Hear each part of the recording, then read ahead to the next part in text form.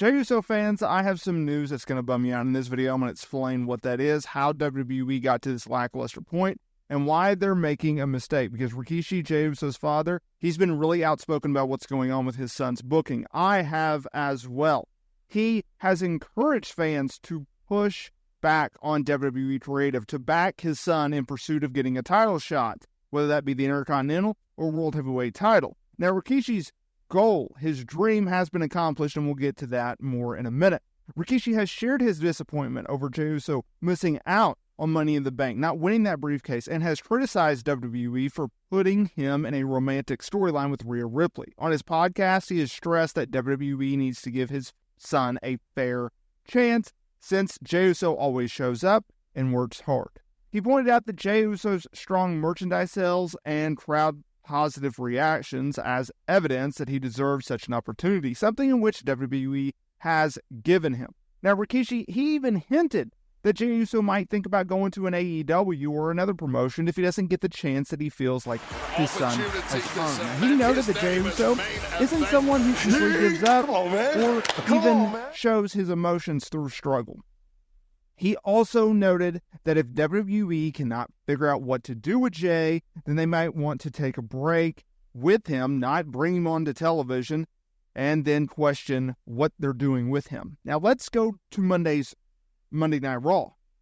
This week's episode of Raw, well, Rikishi got his wish, if you will, but it's not going to be what you think, and I'll get to that in a second. On Raw, a new challenger for Braun Breaker's Intercontinental Championship was determined. Jey Uso, he went over, winning a fatal four-way match, securing his spot as the number one contender for Breaker's title. In the main event, Uso went over the likes of Braun Strowman, Ilya Dragunov, and Pete Dunne, wrapping up the Intercontinental title contenders tournament that had been unfolding on Monday Night Raw over the last few weeks. Now, after the match, Breaker, he entered the ring and he had a stare down with Jey Uso, leading to them having an intense stare down that closed out the episode.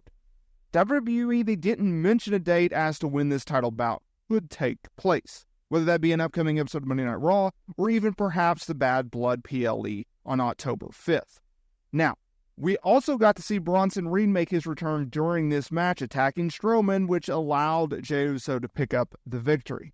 Now let's get to this bad news, or disappointing news. I shouldn't say bad news, it's disappointing news. While speaking on Wrestling Observer Radio, Dave Meltzer noted that Braun Breaker versus Jey Uso for the Intercontinental title was not planned for Bad Blood after Jey Uso won the tournament and became the number one contender. Meltzer said, it's going to be a TV match. I don't know which week, but not on the pay-per-view. And then he went and he ran down the match cards. We most likely will have Gunther defending the world title against Sami Zayn. Evidently, Cody Rhodes is going to be defending the undisputed WWE Championship. We also have Rhea Ripley challenging Women's World Champion Liv Morgan, Damian Priest and Finn Balor in a singles, and you got CM Punk and Drew McIntyre in Hell in a Cell. This is disappointing news for me. This is disappointing news for you. This is disappointing news for all Jey Uso fans out there. And I'll tell you why.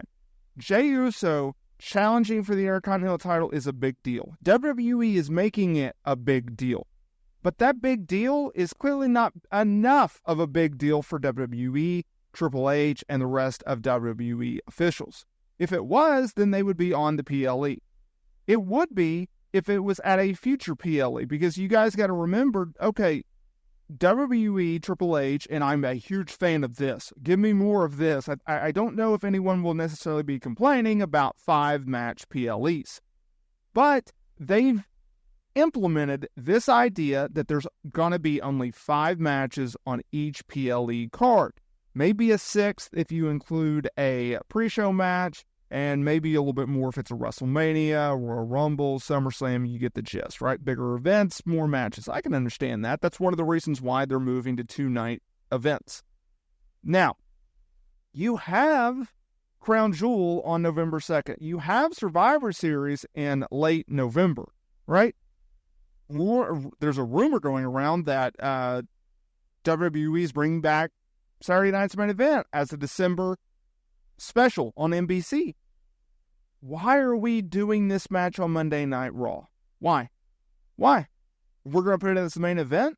Okay, well, you're not going to get the maximized viewership by putting it on Raw in the last hour compared to the second or even the first hour. Okay, so that doesn't make any sense. Well, you got to save something good for TV. Yeah, there's other ways of doing that. Braun Breaker defending the Intercontinental Championship against Jey Uso in what many people think, okay, this could legit be the moment that Jey Uso goes out there and wins said championship after falling short to Gunther before in the Intercontinental title race. Falling short to Damian Priest for the World Heavyweight title at Backlash France. Falling short in the Money in the Bank ladder match. Not winning the briefcase because WWE insisted on putting it on Drew McIntyre so CM Punk could screw him over a third time. That is just unacceptable that Jey Uso, as popular as he is, as big of a merchandise seller that he is, as over as he is as a babyface on Monday Night Raw, one of your biggest stars in the entire company, you can't find a way to get him a big win. He's, as his father points out, the guy shows up every single time he's asked. He puts out. He puts on great matches. He puts on great segments. He continues to evolve. He continues to get over. He continues to grow. Yet you're not rewarding him with the right push because they're just telling us Jey Uso, he's a good star. He's a good guy. He's a good worker, but he's not the guy. He's not the guy. Why is he not the guy? Well, we just don't see it in him. Well, why? Let's go down and check the list. Can he talk? Yes. Can he wrestle? Yes. Can he work? Yes. Can he move merch? Yes. Can he move social media engagement? Yes. Can he move television ratings? Yes. Is he one of your biggest stars? Yes. Then what is it? What? I want Jey Uso to sit down with Triple H and go, what am I missing? What am I not giving you that you think that I need to succeed to reach the next level? I'm not even talking about the freaking World Heavyweight title. I'm talking about the Intercontinental title. You can't give Jey Uso the Intercontinental title? What are we doing? He can't win Money in the Bank and hold it for a year? If you think he's ready, down the road, but not right now, he can't even win that. He's falling in this very bad pattern. And I've criticized WWE multiple times for this. He's in this bad pattern. If he's in these big matches, yet he keeps just falling short.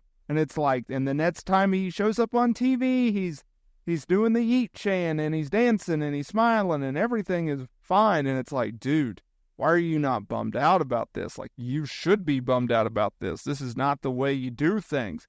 That's what's happening. And it's like, what are we doing? What are we doing? If you enjoyed this video and you want to see more Jey Uso content, click that link right next to this one and watch this Jey Uso video. If you want to see more, check out our Jey Uso playlist. There's a bunch of great content there. Hit that like button, subscribe button, notification bell, so you are notified every single time we upload new wrestling content here to the channel. I would love to hear from you down below about your thoughts on WWE's booking of Jey Uso. Are they making the right call? Are they not making the right call? How do you go about it with Jey Uso? Where do you put this match if you had the book? Would you put him over Braun Breaker? Would you not? Do you believe in the hype? I'd love to hear your feedback about Jey Uso because based off of what I've seen on television and based off of what I've seen on social media, Jey Uso is a pretty freaking big deal in this company, and rightfully so.